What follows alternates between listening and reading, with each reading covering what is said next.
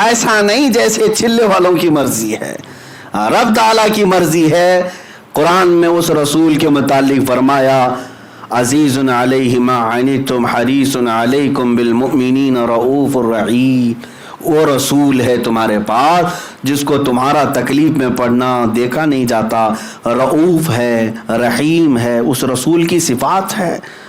اور اللہ تعالیٰ نے علم کے متعلق اس رسول کے متعلق فرمایا وَعَلَّمَكَ مَا لَمْ تَكُنْ تَعْلَمْ، اے رسول ہم نے آپ کو ساری چیزیں سکھا دی جو کچھ آپ نہیں جانتے تھے۔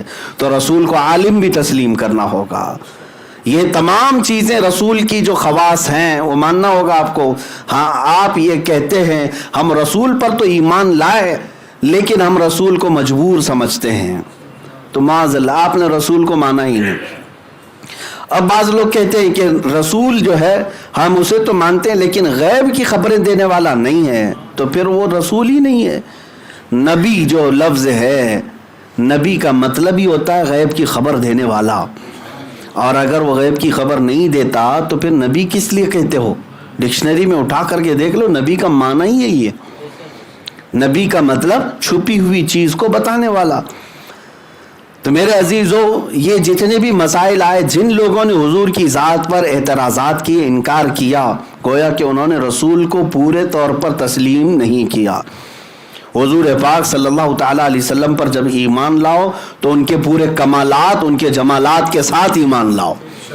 ہاں، جیسے صحابہ ایمان لاتے تھے، صحابہ کا عقیدہ تو یہی تھا وَأَحْسَنُ مِنْكَ لَمْ تَرَ قَطُّ عَيْنِي، آپ سے زیادہ حسین میری آنکھوں نے دیکھا ہی نہیں۔ حضور پر ایمان لانے والے صحابہ یہی کہتے تھے۔ بلکہ صحابہ میں حضرت عباس رضی اللہ تعالیٰ عنہ کا ایمان تو یہ ہے کہ جب بارش نہیں ہوتی تو ان کے وسیلے سے دعا کی جاتی تھی۔ ہاں، حضور پاک صلی اللہ تعالیٰ علیہ وسلم کے چہرے پاک کے وسیلے سے دعا کی جاتی، بارش آ جاتی۔ اب 1400 سال کے بعد بہت ساری چیزوں کے اختلافات دیکھنے کو آ گئے۔ رسول پاک صلی اللہ تعالیٰ علیہ وسلم کی ذات کو لے کر بعضوں نے مدد کا انکار کیا، وسیلے کا انکار کیا، بہت سارے لوگوں نے ان کی تعظیم کا بھی انکار کر دیا۔ تعظیم جو ہے صرف اللہ کی ہو، باقی کسی کی نہ ہو۔ حضور کی ذات کو انہوں نے ایک قاصد اور ایک پوسٹ مین کی حیثیت دے دی کہ وہ پیغام لانے والے تھے، پیغام لائے اور چلے گئے، بس ان کا کام اتنا ہی تھا۔ نعوذ باللہ من ذالک، اگر اتنا ہی کام تھا تو جبرائیل بھی یہ کام کر سکتے تھے۔ جبرائیل فرشتے ہیں، وہ بھی یہ کام کر سکتے ہیں کہ صرف پیغام لوگوں تک پہنچا کر یا کوئی کتاب کہیں اونچے ٹیلے پر رکھ کر کے چلے جاتے۔ رسول پاک صلی اللہ تعالیٰ علیہ وسلم کی ذات کو اگر اتنے ہلکے میں لیتے ہو تو گویا کہ ایمان تم لائے نہیں۔ حضور پر جیسا ایمان لانے کا حق ہے ویسا ایمان لائے نہیں۔ اسی لیے بار بار میں کہتا ہوں کہ حضور پاک کی ذات کو ہلکے میں نہ لو۔ اے مسلمانوں، اللہ کے نبی صلی اللہ تعالیٰ علیہ وسلم کو ویسے مانو جیسے ان کے صحابہ نے انہیں مانا تھا، صدیق اکبر اللہ تعالیٰ عنہ نے مانا تھا۔ کیا بات ہے، اگر حضور کی ذات کی کوئی اہمیت نہ ہوتی تو کیا رسول پاک ایسا کہتے؟ جب حضرت عمر آئے اور ان سے پوچھا رسول پاک نے، عمر تم مجھ سے کتنی محبت کرتے ہو؟ تو حضرت عمر نے کیا کہا؟ یا رسول اللہ، اپنے رشتہ دار، اپنے ماں باپ، اپنے مال سب سے زیادہ، لیکن جان سے زیادہ نہیں۔ تو رسول پاک صلی اللہ علیہ وسلم نے فرمایا عمر ابھی تمہارا ایمان مکمل نہیں ہوا۔ اگر حضور کی ذات کی اہمیت نہ ہوتی تو کیا حضور ایسا کہتے؟ ہاں، باقی سب تو تم نے مان لیا ہے سب سے زیادہ۔ جب حضرت عمر نے کہا یا رسول اللہ، اب گواہی دیتا ہوں کہ اپنی جان سے زیادہ آپ سے محبت کرتا ہوں، میرے مصطفیٰ کریم صلی اللہ علیہ وسلم نے فرمایا اب عمر تمہارا ایمان مکمل ہوا۔ بمصطفیٰ برساں خیش کے دین ہما اوست، اپنے آپ کو حضور تک پہنچاؤ، یہی دین ہے۔ ہاں، الا لا ایمان لمن لا محبت لا، اس کا ایمان ہی نہیں جس کے سینے میں ان کی محبت نہیں، جس کے سینے میں ان کی محبت نہیں، ایمان ہی نہیں ہے۔ ایمان یہیں سے شروع ہے، حضور پاک صلی اللہ علیہ وسلم۔ اور بہت سارے لوگوں کو ایسا لگتا ہے کہ ہم اشعار کوٹ کرتے ہیں، ارے میاں یہ تو ادھر ادھر کے شاعروں کے اشعار سے اپنی دلیلیں پیش کر رہے ہیں۔ حقیقت میں اگر میں آپ کو بتاؤں، جو اشعار میں آپ کے سامنے رکھ دیتا ہوں یا اعلیٰ حضرت کے یا اقبال کے، در حقیقت یہ کچھ نہ کچھ کسی نہ کسی حدیث کی ترجمانی ہوا کرتے ہیں، ایسی نہیں ہے۔ یہ شاعری جو ہے لوگوں کے دلوں کو قریب کرنے کے لیے ہے کہ نظم میں بات کچھ اثر کرتی ہے، لیکن جو اہل علم اور اہل شرع شاعر ہیں وہ صرف تک بندی نہیں کرتے بلکہ کسی نہ کسی حدیث کی ترجمانی کرتے ہیں۔ ہاں، اقبال نے کہا محمد کی محبت دین حق کی شرط اول ہے، اسی میں ہو اگر خامی تو سب کچھ نامکمل ہے۔ یہ حدیث کی ترجمانی ہے۔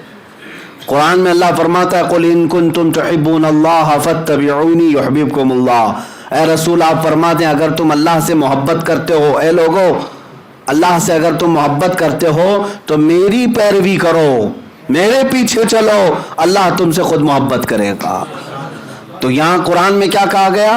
اے رسول آپ کہہ دیں آپ کے پیچھے چلنے کے لیے، آپ کی بات مانیں تو اللہ ان سے محبت کرے گا۔ اور اسی کی ترجمانی کرتا ہے اقبال کی محمد سے وفا تو نے تو ہم تیرے ہیں، یہ جہاں چیز ہے کیا لوح و قلم تیرے۔ اب اللہ جس سے محبت کرتا ہے پوری خدائی کائنات اس کے لیے ہے۔ تو عزیزان گرامی یہاں پر بات یہ کرنی ہے، زندگی کا ایک مقصد بھی یہ سمجھ کر کے چلو کہ حضور پاک صلی اللہ تعالیٰ علیہ وسلم پر ایمان لانا یہی ہماری اصل زندگی ہے، یہی ہمارا اصل ایمان ہے۔ اعلیٰ حضرت نے بھی کیا خوب فرمایا، دو واقعات کو ذکر کر کے اعلیٰ حضرت نے حضور کی ذات کو یوں بتایا۔ اب توجہ چاہتا ہوں کہ ایک بار حضرت ابوبکر صدیق کو سانپ ڈس رہا تھا غار ثور میں، پتہ ہے نا، پورا واقعہ تفصیل سے نہیں بتا رہا ہوں، غار میں سانپ ڈس رہا تھا تو حضرت ابوبکر اپنا پیر نہیں ہٹا رہے تھے۔ کیوں؟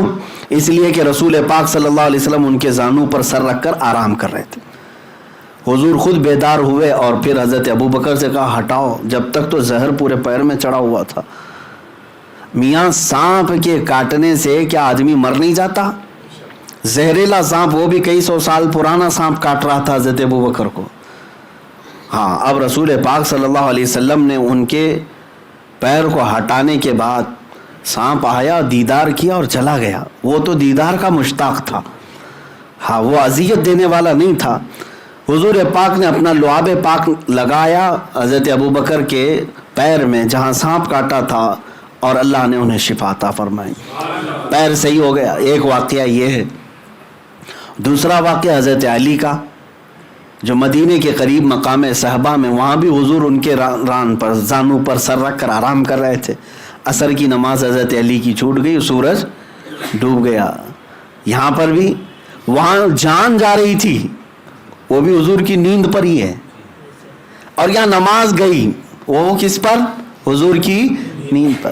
لیکن حضور یہاں پر بھی بیدار ہوئے ہیں، یہ نہیں کہا قضا کر لینا آگے دیکھ لینا، بلکہ نہیں، اشارہ کر کے سورج کو واپس بلایا اور عصر کے مقام پر اس کو پہنچایا۔ حضرت علی سے کہا اپنی نماز پڑھ لو، نماز پڑھ لی اور چلے گئے۔ پتہ یہ چلا کہ حضور کی نیند کی حفاظت میں بھی اگر کسی نے چھوٹی کوئی چیز قربان کی تو رائگاں نہیں جاتی، اس قربانی پر سورج کو بھی پلٹایا جا سکتا ہے۔ ارے کائنات کا نظام بدلا جا سکتا ہے، تم کیا سمجھتے ہو ناموس رسالت کی حفاظت ہلکی بات ہے؟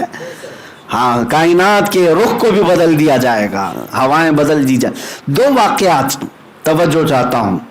ایک حضرت ابوبکر صدیق نے جان کی بازی لگا دی، سانپ کاٹ رہا ہے حرکت نہیں کیا۔ دوسرے حضرت علی نے نماز کی بازی لگا دی، وہ بھی نیند پر۔ ہمارے اور آپ کی طرح نہیں، حضرت علی کی ایک نماز کا چھوٹنا بہت بڑا معاملہ ہے، بہت بڑا معاملہ ہے ان کے لیے، یہ عام لوگوں کی طرح قیاس نہ کریں۔ اب اعلیٰ حضرت رضی اللہ تعالیٰ عنہ کے اشعار پڑھیں، سمجھاتے ہیں پورے اس معاملے کو۔ ہاں، صدیق نے غار میں، صدیق بلکہ غار میں جاں ان پہ دے چکے، صدیق بلکہ غار میں جاں ان پہ دے چکے، حفظ جان تو جانے فروز غرر کی ہے، یعنی جان بچانا بہت بڑا فرض ہے۔ جان بچانا کیا ہے؟ فرض۔ ارے میاں، جان بچانے کے لیے شریعت نے یہاں تک کی چھوٹ دی ہے کہ اگر ایسی نوبت آ گئی، ایسی نوبت آ گئی کہ کہیں کچھ نہیں ملتا تو کوئی حرام گوشت کا ٹکڑا ملے اور وہ کھا کر بچا سکتا ہے تو بچا لے، یہاں تک کی چھوٹ شریعت نے دی۔ یہ حفظ جان کی حفاظت کرنا بہت بڑا فرض ہے، لیکن وہ بھی انہوں نے خیال نہیں کیا. وہ فرض تھا نا، جان بچانا کیا ہے فرض. بہت سارے لوگ یہی کہتے ہیں حضرت آج آپ کہہ رہے ہیں ٹھیک ہے باہر جانا خطرہ ہے، جان کی حفاظت تو فرض ہے نا، گھر میں بیٹھنا چاہیے، جان کی حفاظت فرض ہے. اب میں آپ کو سمجھاتا ہوں جان کی حفاظت کیسے فرض ہے. ایک جان کی حفاظت فرض تھی، لیکن اس فرض کو چھوڑ دیا حضرت ابوبکر نے. اعلیٰ حضرت فرماتے ہیں صدیق بلکہ غار میں جان ان پہ دے چکے، حفظ جان تو جان فروز غرر کی ہے، مولا علی نے واری تیری نیند پہ نماز. مولا علی نے واری تیری نیند پہ نماز، وہ بھی نماز عصر جو سب سے اعلیٰ خطر کی ہے. پانچوں نمازوں میں سب سے افضل نماز عصر ہے. اس کو صلاۃ الوسطیٰ کہا گیا ہے. صلاۃ الوسطیٰ، حافظوا علی الصلاۃ والصلاۃ الوسطیٰ قرآن پاک میں آیا ہے. یہ بیچ والی نماز پانچوں نمازوں میں سب سے افضل ہے. اور اعلیٰ حضرت فرماتے مولا علی نے واری تیری نیند پر نماز، وہ بھی نماز عصر جو سب سے اعلیٰ خطر کی ہے. دونوں واقعات کو ذہن میں رکھو. اب پھر کہتے ہیں اعلیٰ حضرت ہاں تو نے انہیں پھیر دی نماز.